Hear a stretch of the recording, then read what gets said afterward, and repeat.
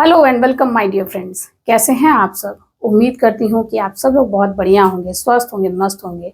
मैं भी बढ़िया हूँ। मैं बैंकर दीदी, आपका अपने ही चैनल बैंकर दीदी में आप सबका स्वागत करती हूँ।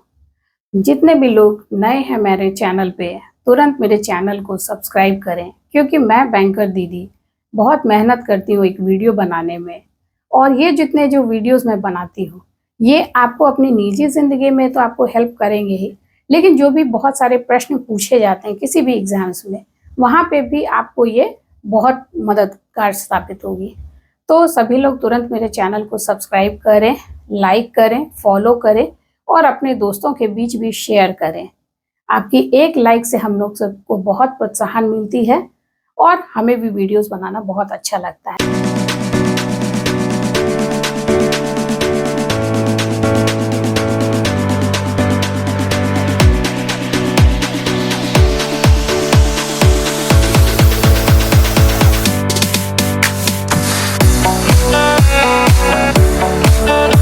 Welcome back friends.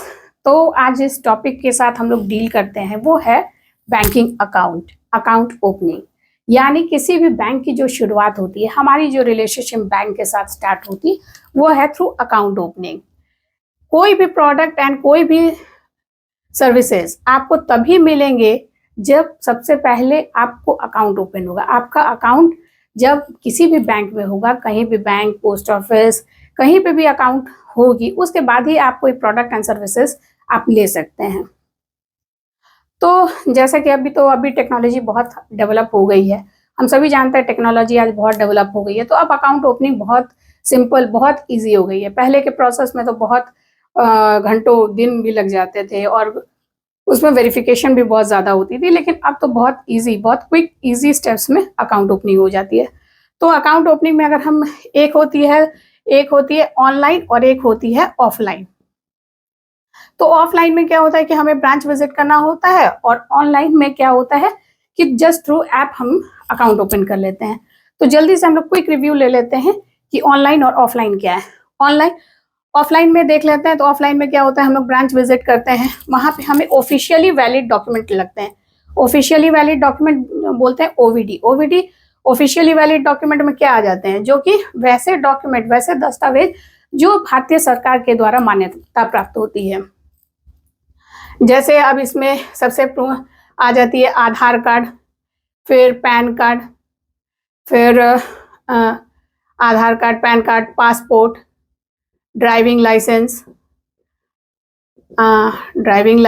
फिर आवास प्रमाण पत्र। ये सारी ऑफिशियली वैलिड डॉक्यूमेंट होती है। और भी कुछ जो होते हैं, जैसे वोटर आईडी कार्ड, और भी इतने सारे डॉक्यूमेंट्स होते हैं जो कि भारत सरकार द्वारा मान्यता प्राप्त है, और इसे हम लोग अकाउंट ओपनिंग के थ्रू लेते हैं। तो ऑफलाइन में क्या होता है कि हम लोग ब्रांच विजिट करते हैं, हमें एक फॉर्म प्रोवाइड होती है, या ई-केवाईसी के थ्रू, यानी कि अंगूठा में जो रखते हैं, तो ई-केवाईसी होती है, उससे हमारे सारे डिटेल्स आ जाते हैं। और सारे डॉक्यूमेंट्स जो आधार का ऑफिशियली वैलिड डॉक्यूमेंट्स लगा करके आपको with in half an hour आपको अकाउंट नंबर आपको मिल जाती है, पासबुक मिल जाती है, और लेटर ऑन फिर आगे के प्रोसेस होते हैं। लेटर ऑन चेकबुक और एटीएम कार्ड्स आपके घर पे भेजे जाते हैं। उनके कुछ रीज़न होते हैं कि वो घर पे क्यों भेजे जाते हैं, उसके कुछ रीजंस होते हैं, जिसको कि हम आगे बताते हैं, जिसे कि हम लोग आगे डिस्कस कर लेंगे। अब आती है एक ऑनलाइन प्रोसेस। क्या होती है कि आज की ज़िंदगी बहुत भाग दौड़ वाली ज़िंदगी हो गई। हमारे पास इतना भी समय नहीं होता है कि हम ब्रांच विजिट कर पाए। तो इसके कारण से क्या होता है, जो लोग ऑनलाइन ओपन करना चाहते हैं उसका भी प्रोसेस सेम ही होता है। केवल ये होता है कि ब्रांच में जाना होता है, ये होता है घर बैठे कर सकते हैं। जस्ट आपको एक ऐप डाउनलोड होता है, मतलब बैंकिंग ऐप आपको डाउनलोड करना होता है। उसमें आपको अपने डिटेल्स वगैरह भर करके, एक फ़ोटो की कॉलम होती है, वहाँ पे आपको कैमरा फेस करके, आपको कैमरा फेस करके वो फोटो ले लिया जाता है, क्लिक फेच रिकॉर्ड कर ली जाती है। सिग्नेचर कॉलम पे आपको सिग्नेचर कर देना होता है। उसके बाद ये सारे डेटा आपके स्टोर हो जाते हैं, और फिर back and after security and after scrutiny उसे प्रोसेस करके आपको अकाउंट नंबर जनरेट कर देती है। तो ये हो गई ऑनलाइन एंड ऑफलाइन। यानी बैंक से जुड़ने का, बैंक से जो भी हमारा रिश्ता क्रिएट होता है, तो सबसे पहले ओनली थ्रू अकाउंट ओपनिंग होती है। और ये हमारे ऑफिशियली वैलिड डॉक्यूमेंट्स होते हैं जो कि रिक्वायर्ड होते हैं। ये सारे जितने भी अभी मैं डिस्कस कर रही हूँ ये है इंडियन इंडिविजुअल अकाउंट, यानी कि ये भारतीय नागरिक के अकाउंट के इंडियन इंडिविजुअल अकाउंट है, यानी कि ये भारतीय नागरिक के अकाउंट ओपनिंग है। तो फ्रेंड्स अभी हम लोगों ने डिस्कस किया इंडियन इंडिविजुअल अकाउंट। अब हम लोग डिस्कस करते हैं, अब हम लोग बात चर्चा करते हैं टाइप्स ऑफ अकाउंट। ये सब बहुत इजी टॉपिक है, इसलिए मैं बहुत ज़्यादा डीप में इसमें नहीं जा रही हूँ, केवल एक ओवरव्यू जो जनरल जो चीज़ें होती है मैं उसी को बता रही हूँ, क्योंकि ये आजकल ये बहुत अकाउंट ओपनिंग बहुत इजी प्रोसेस हो गई है। केवल बहुत मिनिमल डॉक्यूमेंट के साथ, मिनिमल रिक्वायरमेंट के साथ अकाउंट ओपनिंग हो जाती है, और बहुत सारे पेमेंट्स बैंक्स भी खुल गए हैं जहाँ पे ये सब प्रोसेस अब ईजी हो गई है। तो हम लोग जल्दी से देख लेते हैं types of account. Types of account में जो जनरली होती है वो है savings and current. Savings and current, तो सेविंग्स एंड करंट जो अकाउंट है, वो जो अकाउंट जो क्रिएट की गई है वो अकाउंट है as per the needs of the customer. जिसे जैसी जरूरत होगी वैसे ही वो अकाउंट ओपन करेगा। जैसे कि अगर हम करंट की बात करें तो जो भी बिजनेसमैन है, इसे हम लोग हिंदी में चालू खाता बोलते हैं।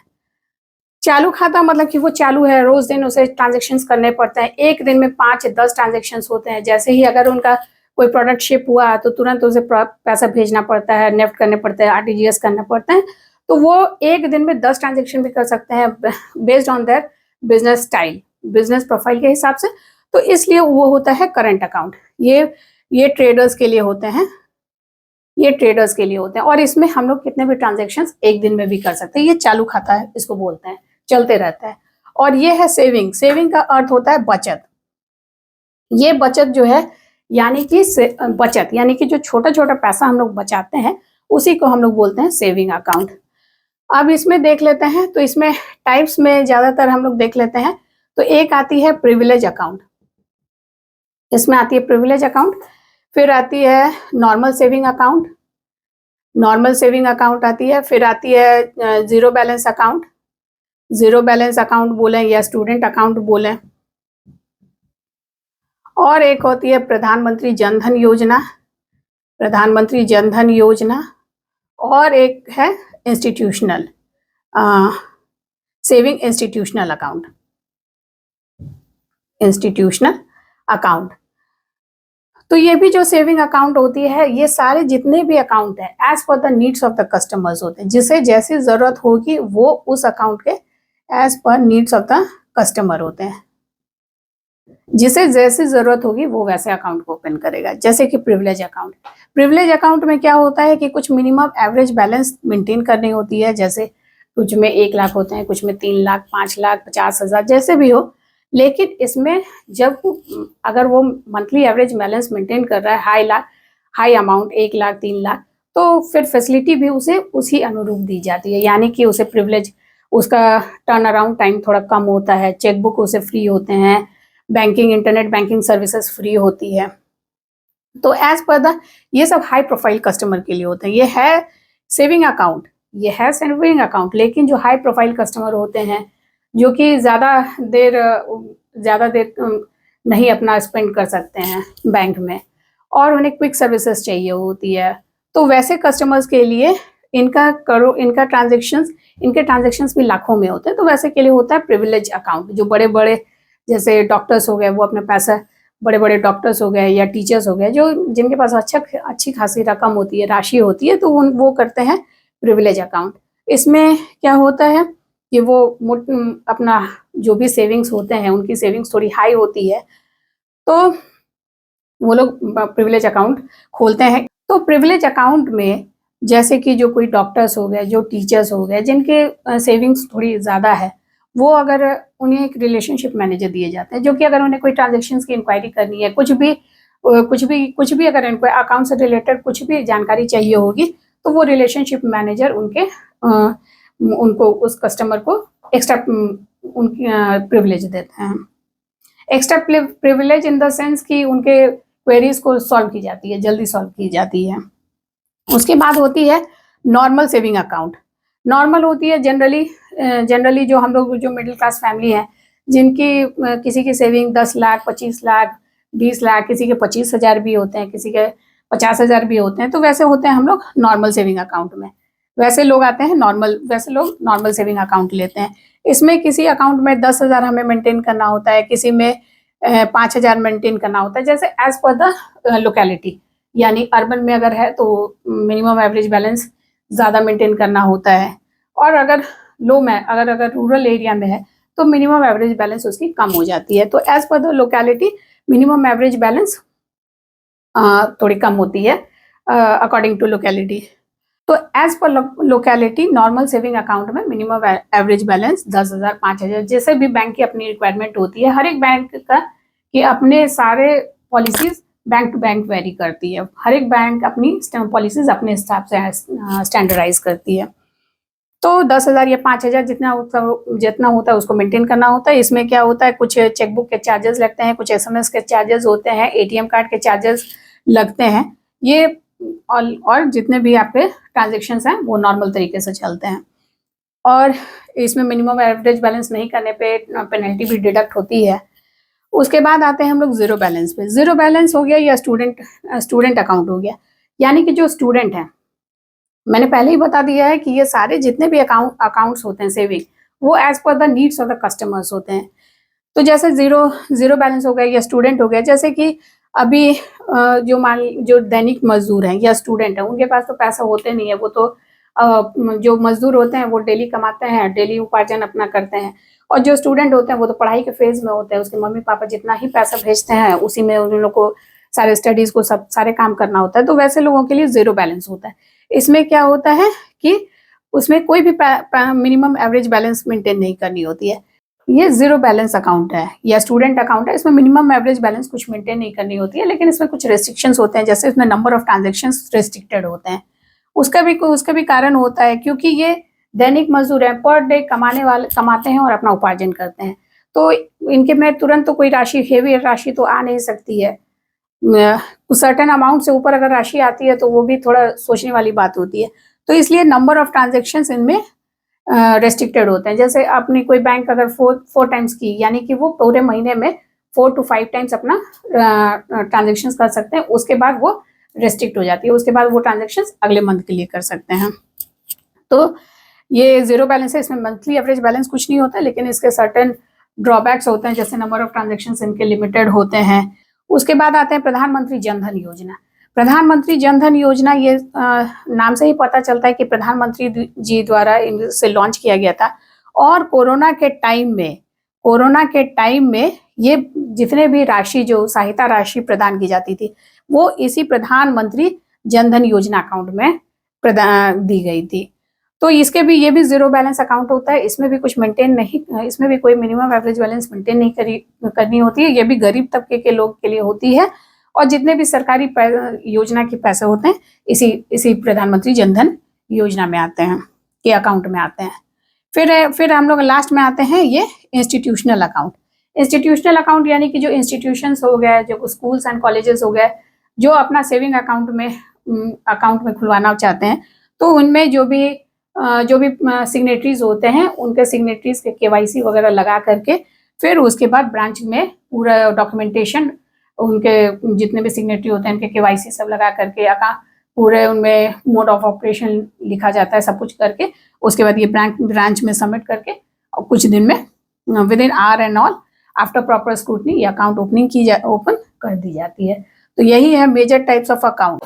तो मेजर जो अकाउंट ओपनिंग होती है उसको जस्ट एक क्विक रिव्यू ले लेते हैं कि बैंक में अकाउंट ओपन करने के लिए हमें प्रॉपर KYC चाहिए होती है। KYC का मतलब होता है नो योर कस्टमर। ये भी एक क्वेश्चन पूछे जाते हैं किसी भी एग्जाम्स में, जो हमें जानना चाहिए। तो KYC मतलब होता है know your customer. Bank has to know its customer.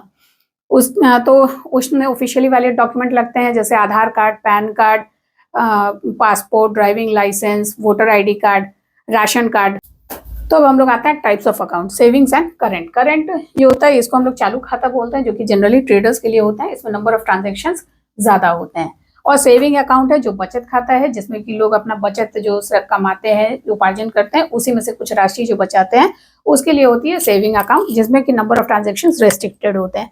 इसमें भी अब क्लासिफिकेशन है, यानी कि प्रिविलेज अकाउंट, जो कि थोड़े जो हाई तबके के लोग हैं, जो इसकी बचत ज़्यादा होती है, तो उन्हें ये प्रिविलेज अकाउंट, एक्स्ट्रा प्रिविलेज, नाम से ही पता चलता है प्रिविलेज अकाउंट होता है, तो उन्हें एक्स्ट्रा प्रिविलेज अकाउंट में ओपन किया जाता है। नॉर्मल जो नॉर्मल कैटेगरी के लोग होते हैं, मिडिल क्लास के लोग होते हैं, उन्हें minimum average balance 10,000 5,000 as per location maintain करनी होती है, और चेकबुक और एटीएम कार्ड की फैसिलिटी वगैरह दी जाती है। जीरो बैलेंस या स्टूडेंट क्रेडिट का स्टूडेंट कार्ड होती है, जिसमें कि मिनिमम एवरेज बैलेंस मेंटेन नहीं करनी होती है, लेकिन नंबर ऑफ ट्रांजेक्शन्स रेस्ट्रिक्टेड होते हैं।